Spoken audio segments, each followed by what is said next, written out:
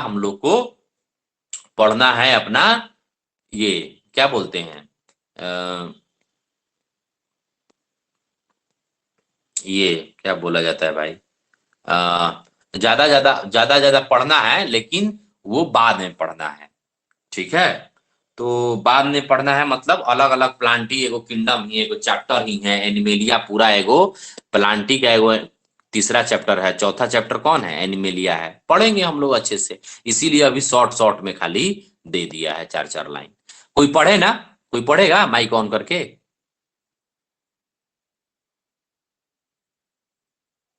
अरे कोई तो बोलो, पांच गो में से कोई तो बोलो कि हाँ पढ़ेंगे, ये नहीं सर, नहीं पढ़ेंगे। पढ़ेंगे। राखी आप पढ़िएगा?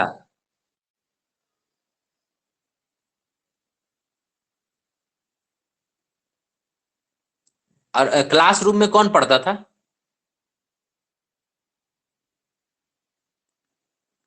क्लासरूम में कौन बच्चा पढ़ता था, हम नाम भूल रहे हैं। नदीम। नदीम पढ़िए तो। सर नेटवर्क सही नहीं है सर, आवाज सही नहीं आएगा। और एकदम आवाज आ रहा है भाई, अब सब पढ़िए ना महाराज। कहाँ से पढ़ना है? किंगडम प्लांटी से।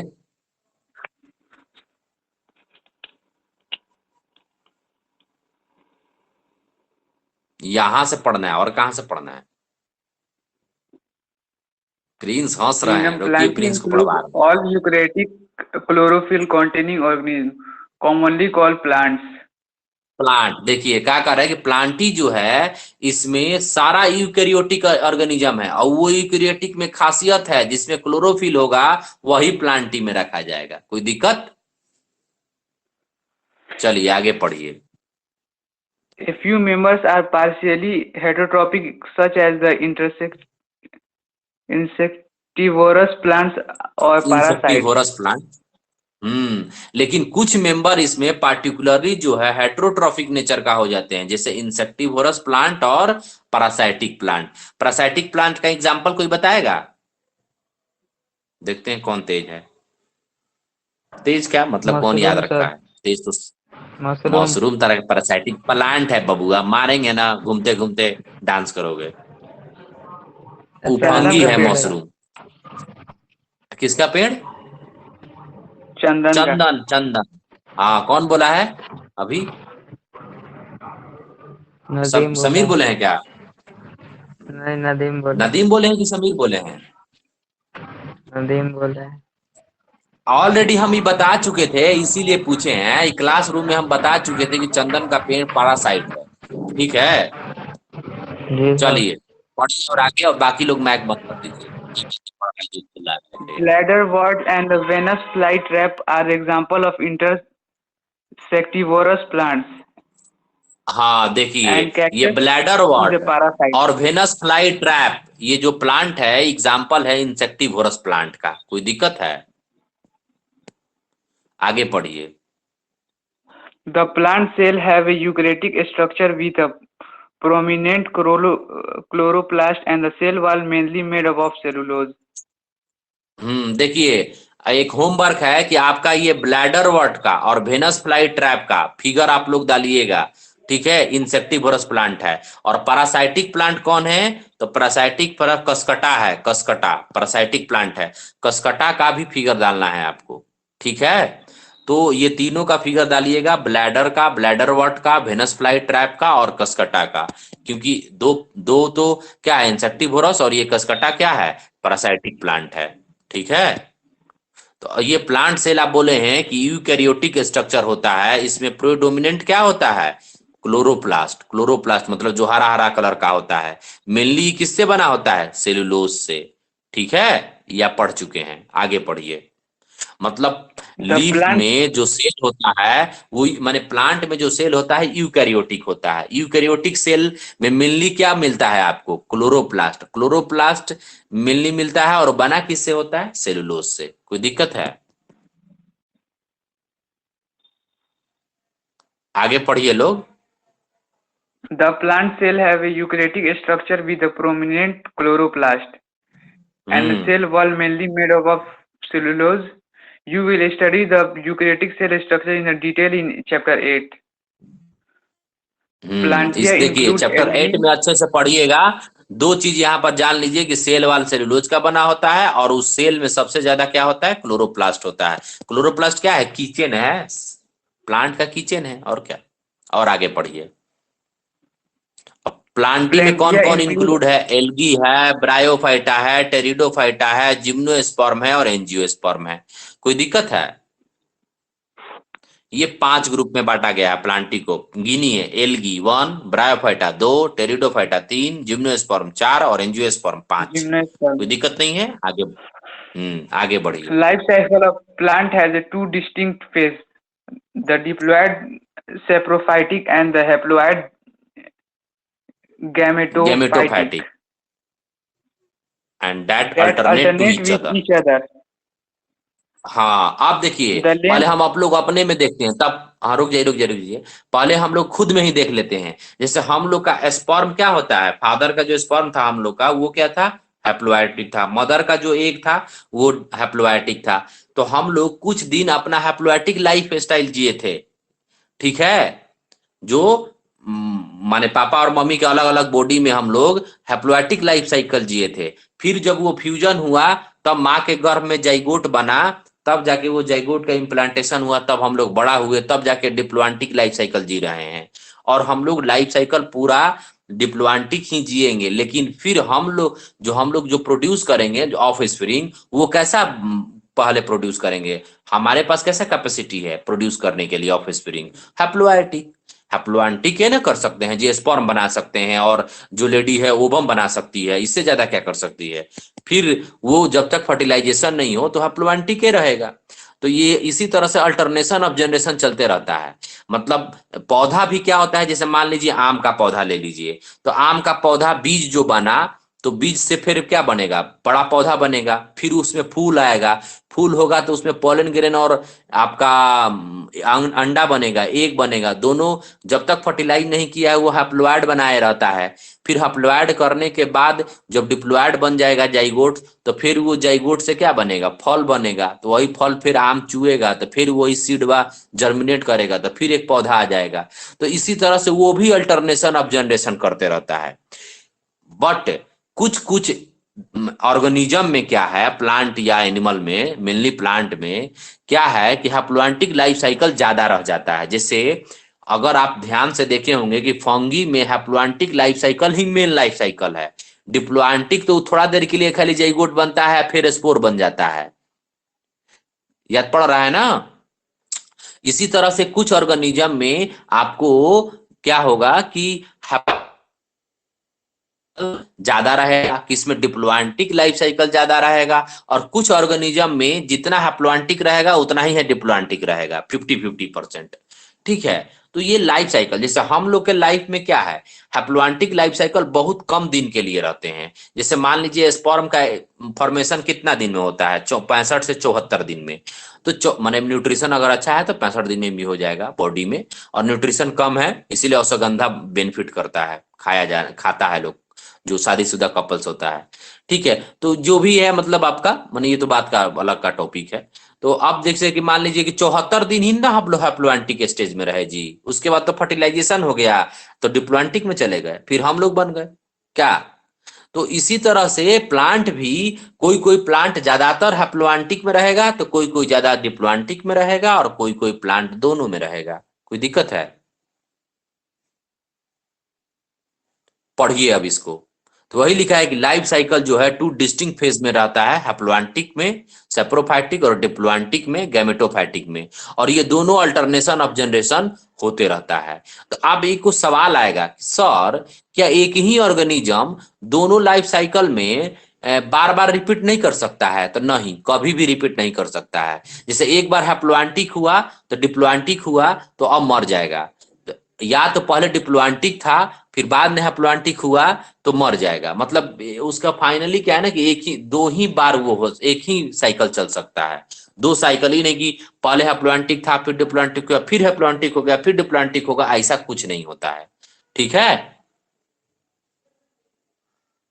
जैसे मान लीजिए जब हम लोग पापा के पास स्पर्म के रूप में थे तो हैप्लोएंटिक थे, जब फर्टिलाइजेशन हुआ तो डिप्लॉयंटिक हो गए, और मरने से पहले तक डिप्लॉयंटिक ही रहेंगे ना। अब फिर कहिएगा सर मेरे पास तो स्पर्म है, तो फिर हमारे पास तो हैप्लॉयंटिक तो है।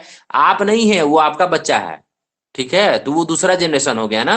तो आप माने एक जनरेशन कभी भी एक बार ही हैप्लॉयंटिक और डिप्लॉयंटिक रह सकता है। इतना बात समझ आया? अरे कुछ तो बोलो, कोई तो बोल नहीं रहा है। समझ आया बबुआ लोग? Yes sir. जी ठीक है, तो आगे पढ़िए। The length of the haploid and एक the मिनट, हमारा diploid दीदी का phases कॉल आ रहा है। and whether these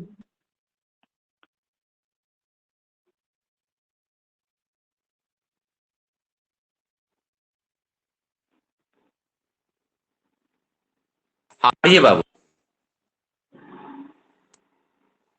the length of the haploid and the diploid phases and whether these phases are the free living or dependent on others hmm. vary among different group in plants. This phenomena is called alteration of generation. You generation. will और study the future further detail of the kingdom in chapter 3rd. हाँ, अब हम लोग जो इतना detail बात किए हैं ना, जैसे देखिए क्या है ना कि लेंथ ऑफ हैप्लॉयड और डिप्लॉयड फेज पर, जैसे किसी का हैप्लॉयड लाइफ साइकिल ज्यादा होता है, किसी का डिप्लॉयड लाइफ साइकिल, जैसे हम लोग का लाइफ साइकिल सबसे ज्यादा कौन है? डिप्लॉयड, क्योंकि मैक्सिमम 65 दिन ही हम लोग हैप्लॉयड लाइफ साइकिल में रहे थे। ठीक है, जो स्पर्म फर्टिलाइज करके हमको बनाया होगा पापा का, वो तो मैक्सिमम 65 से 74 दिन हैप्लॉयड कंडीशन में रहा होगा। फिर मेनली हम लोग डिप्लॉयड कंडीशन में रहते हैं और मरते दम तक रहेंगे। तो इसी तरह से आपका प्लांट में भी हैप्लोइडिक और डिप्लॉयंटिक लाइफ साइकिल चलते रहता है। इसी को अल्टरनेशन ऑफ जनरेशन बोलते हैं। ठीक है, अब आगे पढ़िए एनिमलिया किंगडम। इसको एक बार रिवाइज कर लीजिए कि क्या क्या हम लोग पढ़े। हम लोग पढ़े कि प्लांटिंग में सारा यूकैरियोटिक क्लोरोफिल वाला एनिम प्लांट रहता है। ठीक है, क्लोरोफिल वाला यूकैरियोटिक। ठीक है, इसमें कुछ मेंबर जो हैं पार्शियली हेट्रोट्रॉफिक होते हैं, नॉट कंप्लीटली, पार्शियली ही। ठीक है, जैसे इंसेक्टिवोरस प्लांट। ठीक है, उसके बाद दो एग्जाम्पल था, ब्लैडर वॉट और वेनस फ्लाई। अब पैरासाइटिक प्लांट में कसकटा था, ये कसकटा यहाँ पर है, पैरासाइटिक है। ठीक है, अब हम लोग जो है प्लांट में मेनली जो सेलुलोज से बना होता है सेल वाल, और ये यूकैरियोटिक सेल में मेनली क्लोरोप्लास्ट ही होता है। और इसका सेल वाल किससे बना होता है? सेलुलोज से। ये पढ़े, फिर पढ़े कि प्लांट में भाई अल्टरनेशन ऑफ जनरेशन होता है। क्या होता है? अल्टरनेशन ऑफ जनरेशन, मतलब हैप्लॉयड से डिप्लॉयड, डिप्लॉयड से हैप्लॉयड होते रहता है हमेशा, तभी जनरेशन आगे बढ़ पाता है। अगर नहीं बढ़ेगा तो, अगर हैप्लॉयड अल्टरनेशन ऑफ जनरेशन नहीं होगा तो जनरेशन भी आगे नहीं बढ़ पाएगा। आप लोग को ये बात थोड़ा बहुत समझ आ गया है? पूरा डिटेल में चैप्टर 3 प्लांट जब पढ़ेंगे हम लोग तो वहां पर डिटेल में पढ़ लेंगे, क्या दिक्कत है? आगे पढ़िए। Kingdom Animalia. This kingdom is characterized by the heterotrophic eukaryotic organisms that are the multicellular and their cells lack cell walls. ये कह रहा है कि किंगडम जो है हेट्रोट्रॉफिक होता है। अब मेनली देखिए एनिमल किंगडम में तो बोला ही जाता है जो प्लांट प्रोडक्ट पे डिपेंड हो, प्लांट या प्लांट प्रोडक्ट पे। जैसे मान लीजिए कोई कह रहा है कि सर हम तो चावल गेहूं नहीं खाते हैं, खाली मुर्गा खाते हैं, तो जैसे शेर बोलेगा कि भाई हम तो चावल गेहूं नहीं खाते हैं तुम्हारा, हम तो प्लांट पे नहीं डिपेंड है। लेकिन वो प्लांट प्रोडक्ट पे डिपेंड है। प्लांट प्रोडक्ट क्या है? हिरन क्या है? प्लांट प्रोडक्ट है। ठीक है, प्लांट खा खा के ही वो अपना मांस बढ़ाई है। तो ठीक है, तो या तो एनिमल किंगडम में मेनली क्या होता है? हेट्रोट्रॉफिक होता है। ठीक है, और ये मल्टी सेलुलर होता है, क्योंकि अगर यूनिसेलुलर रहेगा तो प्रोटोजोन्स में चला जाएगा, प्रोटिस्टा में। याद है ना, प्रोटिस्टा का बाउंड्री नहीं होता है, उसमें क्या होता है? Unicellular eukaryotic. तो इसमें मल्टी सेलुलर यूकैरियोटिक ऑर्गेनिज्म होता है जो हेट्रोट्रॉफिक नेचर का होता है। कोई तकलीफ? और इसमें सेल वाल भी नहीं होता है, लैक ऑफ सेल वाल। अगर सेल वाल होगा तो प्लांट जैसा हम लोग कठोर नहीं दिखते, अगर इसीलिए सेल मेम्ब्रेन है, इसीलिए आप कभी अपना बॉडी छू के देखिएगा टाइम मिले तो। ठीक है, ऐसे रोज छूते हैं सर, ऐसा क्या बात कर रहे हैं? ठीक है, तो आप बॉडी अभी छू के देख लीजिए, देखिएगा प्लांट जैसा हार्ड नहीं दिखेगा आपको, क्योंकि cell lack of cell wall होता है उसमें, और सेल मेम्ब्रेन मुलायम होता है।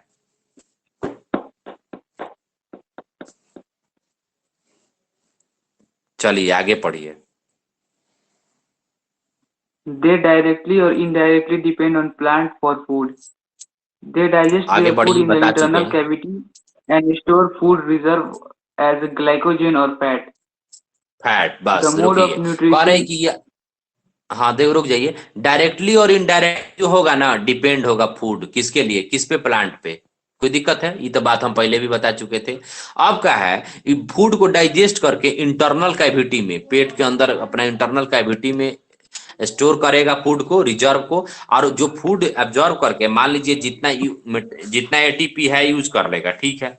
लेकिन कुछ मान लीजिए अब 3 रोटी के काम किए, खा लिए 4 रोटी, जैसे आज हम 1 रोटी एक्स्ट्रा खा लिए, 4 रोटी खाए हैं, दम भी मेरा निकल गया था खाने में। ठीक है, तो 3 रोटी खाने का जगह पे हम 4 रोटी खा लिए। हम सोचे घर का रोटी है तो थोड़ा खा लेते हैं, तो ये 4 रोटी हो गया। तो 1 रोटी हमारा क्या हुआ होगा आज? आज वो ग्लाइकोजेन और फैट के रूप में स्टोर हुआ होगा। कहाँ पर? रिजर्व फूड मटेरियल में। कोई दिक्कत है? तो एनिमल जो है आपका रिजर्व फूड मटेरियल जो ये स्टोर करता है, या तो फैट के रूप में स्टोर कर लेगा या ग्लाइकोजन के रूप में स्टोर कर लेगा। पोलर बियर जो है बाबू, वो देखते हैं जब गर्मी आता है ना, तो मछली खा खा के मोटा जाता है और फैट में स्टोर कर लेता है। और फैट में स्टोर करने का उसका 2 फायदा है। एक तो एनर्जी उसको ज्यादा मिलेगा। देखिए ग्लाइकोजेन मतलब एक सेल में अगर ग्लाइकोजेन 1 ग्राम स्टोर हो सकता है, तो फैट वहीं पर 2 ग्राम स्टोर हो सकता है। ठीक है, मतलब ज्यादा एनर्जी स्टोर हो सकता है फैट के रूप में। ठीक है, इसीलिए घी वो खाना चाहिए थोड़ा थोड़ा कभी कभी, क्योंकि ज्यादा एनर्जी देता है कार्बोहाइड्रेट के कंपेरिजन। तो इसीलिए पोलर बियर तो अपना जो मछली खाता है उसको फैट के रूप में स्टोर करता है। उससे उससे 2 फायदा होता है। जो एक वायल जो है इंसुलेटर की तरह होता है, मतलब उसको हीट बॉडी से बाहर नहीं जाने देता है। तो जब मोटाता है तो वो क्या, पूरे गर्मी में खा खा के मोटा जाता है, फिर जाड़े में वो सो जाता है। और उसको हीट से भी, माने हीट भी देता है, साथ में एनर्जी भी देता है, इसीलिए वो फैट के रूप में स्टोर करता है। तो ये पूरा एनिमलिया किंगडम का बात हो रहा है ना। तो हम लोग जो भी खाते हैं, या तो फैट के रूप में या ग्लाइकोजेन के रूप में स्टोर करते हैं। कोई दिक्कत है? नहीं.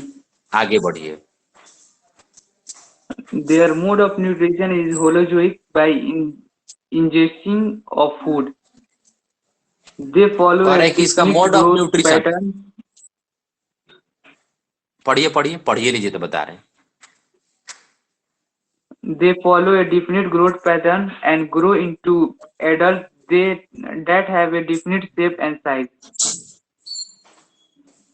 आप देखिए, कह रहा है कि इसका मोड ऑफ न्यूट्रिशन जो होता है ना, होलोजोइक नेचर का होता है। अब होलोजोइक नेचर से क्या आप बोलते हैं कि डायरेक्ट फूड को इंजेक्शन करना पड़ेगा, या तो निगल लेगा या चबा लेगा। ठीक है, मतलब इंजेक्शन करेगा पेट के अंदर। इंजेक्शन मतलब क्या होता है? पेट के अंदर डालना। हाँ बोलो। रोटी खाओगे ना? हम देखो बेसी खा लिए हैं। ठीक है, हम ब्रेड और केला खा लेंगे। 2 केला है, 2-4 ब्रेड खा लेंगे, काफी है। अब देखिए बाबू, तो अभी हम ब्रेड और केला भी खाएंगे, तो वो क्या करेंगे, चबा के अंदर इंजेक्शन करेंगे पेट में, तभी जाके हमको क्या होगा, खाना मिलेगा। ठीक है, मतलब एनर्जी मिलेगा। तो ये जो भी है ना, ये एनिमल अपना इंजेक्शन करते हैं, मतलब पेट में डालते हैं तभी जाके। सांप भी है तो पेट में कैसे निगल जाता है, वो उसका अलग बात है भाई, सांप है। ठीक है, एंड डिफाइनिंग, अब कह रहे हैं कि follow the defining the growth pattern, grow into the adult and defining the shape and size. अब एक और बात है, आदमी कितना भी ग्रो करके हाथी नहीं बन जाएगा। ठीक है, और हाथी ग्रो करके कभी भी ना ग्रो करके चिट्टी नहीं बन सकती है, और चिट्टी ग्रो करके डायनासोर नहीं बन सकता है। मतलब यही है कि जो भी शेप साइज जो है ना, इसका डिफाइन है। ठीक है, अब हाथी का बच्चा हाथी जैसा होगा, कंगारू का बच्चा कंगारू जैसा होगा, आदमी का बच्चा आदमी जैसा होगा। ये नहीं कि चिंपांजी जैसा नहीं होगा। आप शादी भी कर लीजिएगा तो हम बताए थे पहला चैप्टर में, ये सेम स्पीसीज नहीं है, आप रिप्रोडक्शन नहीं कर सकते हैं। कॉपुलेशन भले कर लीजिए लेकिन रिप्रोडक्शन नहीं हो सकता। ठीक है, आगे बढ़िए। Higher forms show elaborate sensory and neuromotor mechanism. Most of them are the capable of locomotion. Locomotion कह रहा है कि जो हायर फॉर्म है, हायर फॉर्म, सबसे हाईएस्ट फॉर्म कौन है? हम लोग। एनिमलिया के सबसे हाईएस्ट फॉर्म कौन है? हम लोग भैया। और हायर फॉर्म में जो एनिमेलिया है, एनेलिडा से बोला जाता है कि हायर फॉर्म बोला जाता है। एनेलिडा, आर्थ्रोपोडा, कॉर्डेटा, ये सब जो है ना आपका हायर फॉर्म है, हेमिड कोडेटा, ये सब हायर फॉर्म है। कोडेटा में हम लोग आते हैं। तो हायर फॉर्म में क्या होता है कि इलोबरेट सेंसरी ऑर्गन होता है, ठीक है, और मोटर न्यूरो मोटर मैकेनिज्म होता है, मतलब चलने के लिए, न्यूरो मतलब न्यूरॉन से, और मोटर माने चलने वाला, दौड़ने वाला, पकड़ने वाला, खाने वाला, ये सब न्यूरो मोटर मैकेनिज्म होता है। और most of the capable locomotion, maximum जो एनिमल है वो कैपेबल है चलने के लिए। एक मिनट, मेरा भगिना गाना बजा रहा है। ओए ना लाए, गाना बंद करो तो इतना मारेंगे ना, घूम घूम के नाचोगे।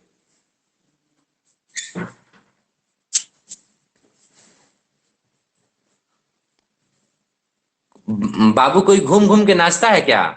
अभी हम अपना भगिना को बोले हैं कि गाना बंद करो, नहीं मारेंगे ना तो घूम घूम के नाचोगे। चलिए हम समीर कुछ भी नाचता बोल है। देते। हाँ, समीर नाच तो आप काहे नहीं नाचते हैं आशीष भैया? आते हैं लेट, एक तो अभी आ रहे हैं, बताइए।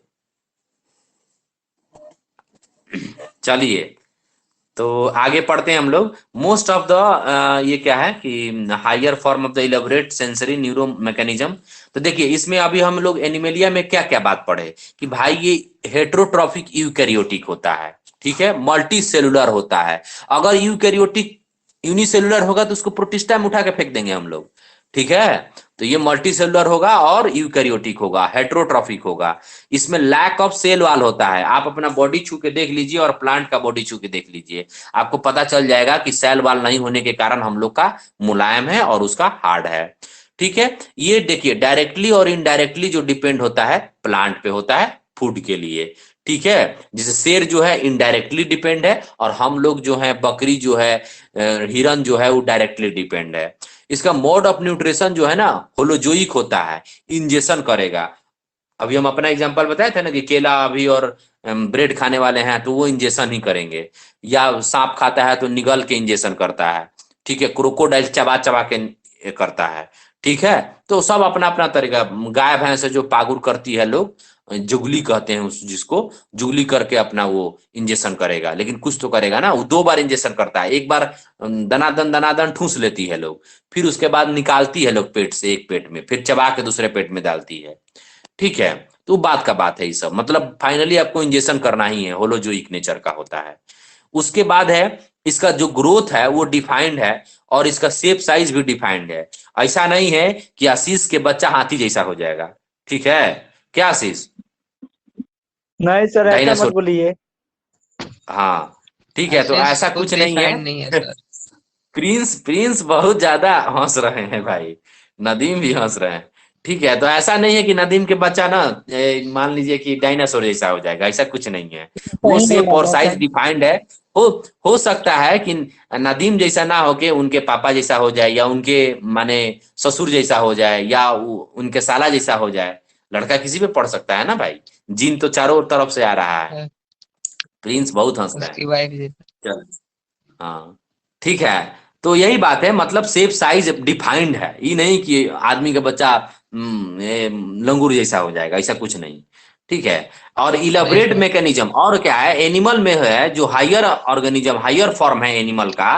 हायर फॉर्म बताए थे एनेलिडा से होता है, चौथा चैप्टर में और अच्छे से आप लोग पढ़िएगा। उसमें न्यूरोमोटर जंक्शन माने मैकेनिज्म होता है, मतलब ब्रेन से चलने का उसके पास पावर होता है, ठीक है, कि कैसे चलना है, कैसे पकड़ना है, खाना कैसे है, ये सब चीज उसके पास न्यूरोमोटर सेंसरी ऑर्गन होता है। इलेबोरेट मतलब बेहतरीन, इलेबोरेट मतलब विस्तार, विस्तृत, ठीक है।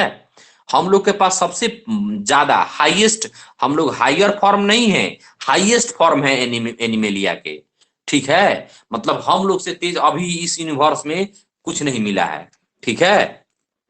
हो सकता है कि एलियन मिला हो हम लोग से भी हाईएस्ट फॉर्म, वो अलग बात हो लेकिन मिला नहीं है अभी, ठीक है। अब देखिए सेक्सुअल रिप्रोडक्शन जो है ये हम लोग कैसे करते हैं, कॉपुलेशन से, मेल और फीमेल। जो एनिमेलिया कैसे करता है, मेल और फीमेल से कॉपुलेशन मतलब सेक्स करता है लोग, and follow by the embryological development. फिर गर्भ में वो इम्ब्रियो डेवलपमेंट होता है, जो ये क्या है आपका साइलेंट करेंगे, साइलेंट फीचर है फाइला का, ठीक है। अलग अलग हम बताए थे ना कि ये एनिमेलिया का बहुत सारा फाइला है, फाइला मतलब फाइलम, 10 गो फाइलम है। कहाँ से, पोरीफेरा से स्टार्ट होके कोडेटा तक जाता है। कोई दिक्कत है? ओए लड़का, कोई दिक्कत है इतना चीज में? नहीं। नहीं नहीं दिक्कत सर। है। चलिए आगे पढ़िए, आप पढ़िए वायरस और वायरवाइड। और 10 In बज the जाएगा तो five kingdom बोलिएगा लोग। मन लग रहा है ना पढ़ने में, माने ये नहीं कि इरिटेशन जैसा लग रहा है चाहे कुछ लग रहा है, ठीक है? मजा आ रहा है। ठीक है। हाँ, नदीम का बच्चा का बात और बहुत ज्यादा हुआ है ना, इसीलिए खुश हैं। जी। अरे होगा शादी भाई, काहे घबरा रहे हैं, हम शादी करवा देंगे। पढ़िए लिखिए ना। छोटा है तो क्या हुआ, हो जाएगा।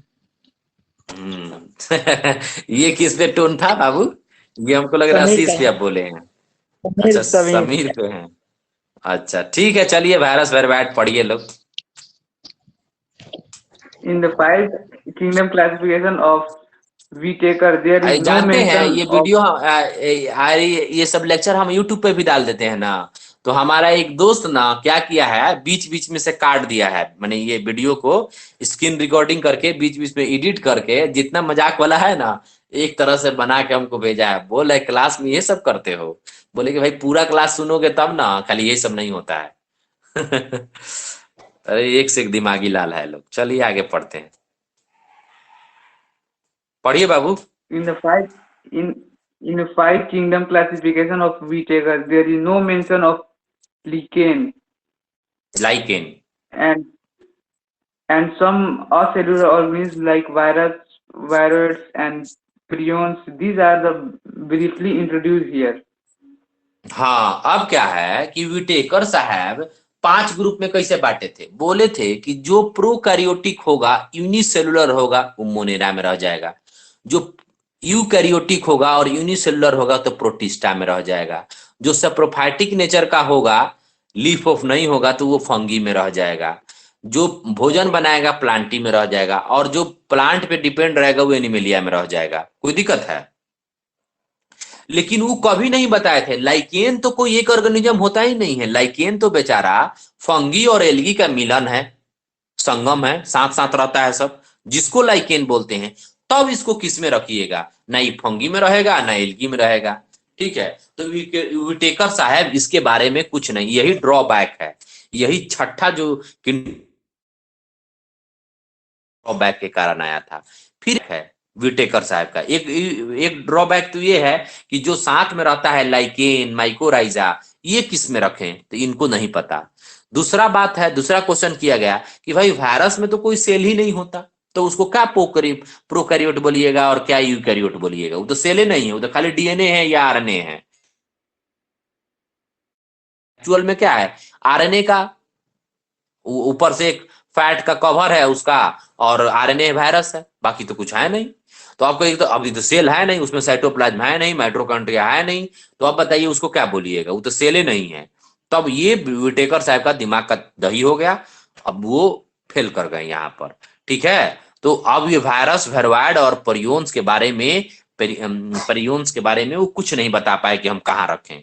तो इसीलिए अब हम लोग इसके ब्रीफ इंट्रोडक्शन हम लोग आगे पढ़ेंगे। ठीक है, तो कोई पूछता भी है, नीट में ऑलरेडी पूछ चुका है कि बताइए कि विटेकर का बैकड्रॉप, मतलब क्या उनकी गलतियां थी या कमी थी? तो कमी क्या होगी? यही दो, कि लाइकेन और वायरस, वायरवाइड, परियोन्स का वो जगह नहीं बताए हैं कि कहाँ रहेगा। ठीक है, जो क्लासिफिकेशन जिस बेसिस पे किए हैं वो सट मने वो एथी यूजफुल नहीं है ये सबको रखने के लिए। आगे पढ़िए। All of us who have suffered the ill effect of common cold or flu know what effect virus can have on us.